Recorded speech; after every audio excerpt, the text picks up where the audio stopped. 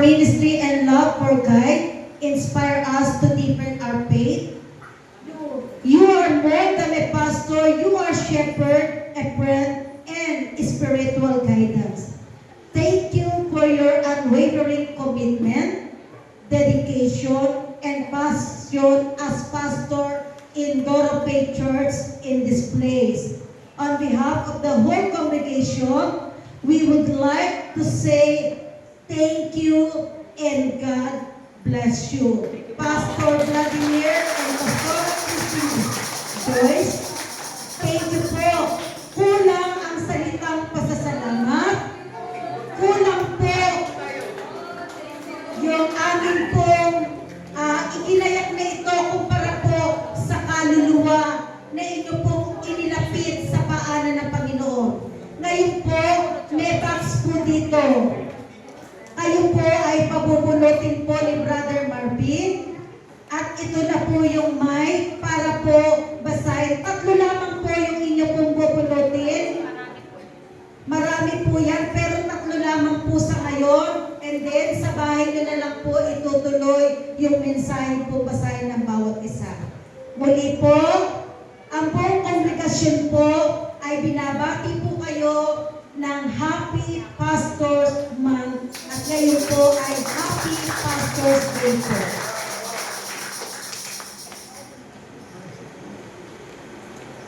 Pastora, nagpapasalamat po kami na dahil sa inyo ay lumalim pang aming pananampalataya sa Diyos. Thank you po. Salamat po sa inyo mga kapatid.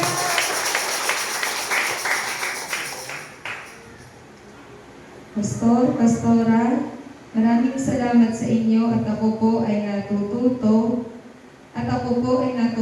maglingkod dahil sa inyo. Kaya po nagpapasalamat ako sa Panginoon at lagi niya kaming binigyan ng lakas ng katawan at kalusugan. Thank you, Lord. Amen. Salamat po.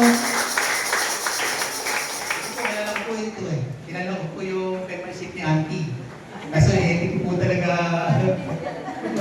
Pero sabi ko ito, my dearest beloved pastor and pastora, I really thank God that God give us a pastor like you.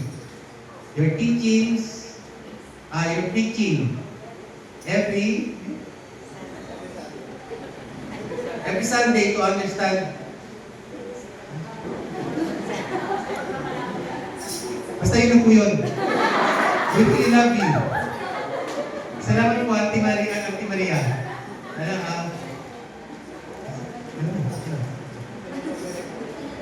Kami po ay nagpapasalamat for recognizing us hindi sa occasion. Salamat po kasi po hindi natin kasi alam kung epektibo po kami talagang pastor. Kaya po magturo sa biyaya po ng Diyos, kaya ito po siguro yung masasabi ko na gift ko talaga. Salamat po na kami po ay naging kabahagi sa paglakad po sa pananampalataya, sa paglalim po sa pananampalataya, sa higit na pagkilala po sa Panginoon Jesus. Ito po siguro yung masasabi ko na, Lord, it's a fulfillment. Fulfillment to be used not by somebody, but by the King of Kings, the Lord of Lords, Amen. Alpha and Omega of our life. Sa Diyos po yung Maraming salamat po. Feeling namin beauty queen na. Thank you po. Sana sinabihan niyo ako para hindi ka na nabura yung makeup kahapon. Pero thank you. Salamat po sa inyo.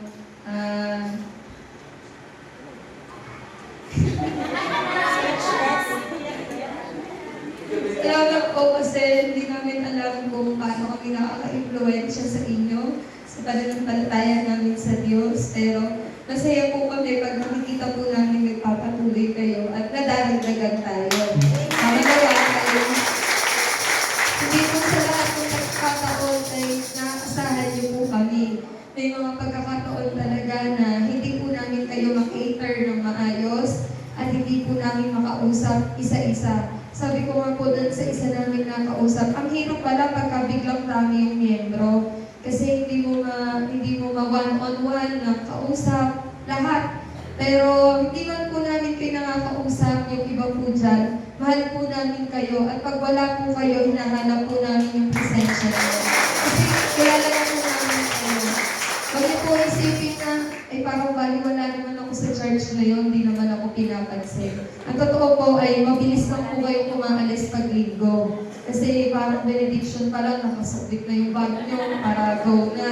Pero ang totoo ay hinahanap po namin yung presensya nyo pagka wala po kayo. Kaya nagpapasalamat po kami sa inyo.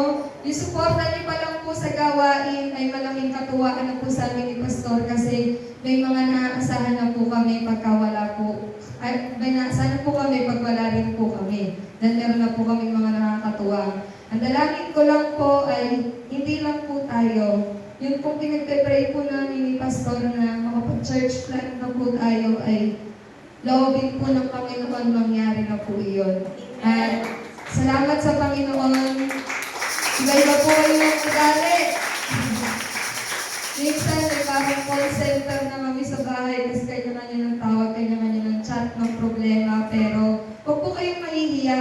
Kahit marami po kayo, pagka nag-chat po kayo, sasagot naman po kami. Maghihintay lang po kayo, wag lang po kayo mag-chat, tagal mo naman sumagot, Pastor, tagal mo naman sumagot, Pastora. Hindi po ganun. Basta, re-replyan po namin kayo pagka po nababasa naman po namin. Dalangin ko lang po, maging maligaya po kayo na kami ang pastor nyo. Bata pa lang po ako. Si Pastor ay may pagkukulang. Ako po ay nakakita kayo ng kapintasan sa akin kasi kung minsan masungit po talaga ako. May pagka, hindi ko alam, basta gano'n. Minsan ay sumasablay din sa salita pero dalangin ko talaga, mahalin niyo po kami. Kasi kung hindi po kami mamahalin, aalis na lang kami. Joke lang. Thank you po sa inyo lahat. Na-appreciate po namin ang araw na Tayo po natin na ngayon. Taas po natin ating kamay. Sumagala sa inyo ang kagandahan ng loob ng Diyos. Manatili lagi ang pagsisikap sa paglakad sa kalooban ng Diyos. Ngayon at magpakailanman sa pangalan ng Ama, ng Anak at Banal na Espiritu. Amen. Tapos na po ating gawain. Tuloy po ang God bless po. Oh, thank you.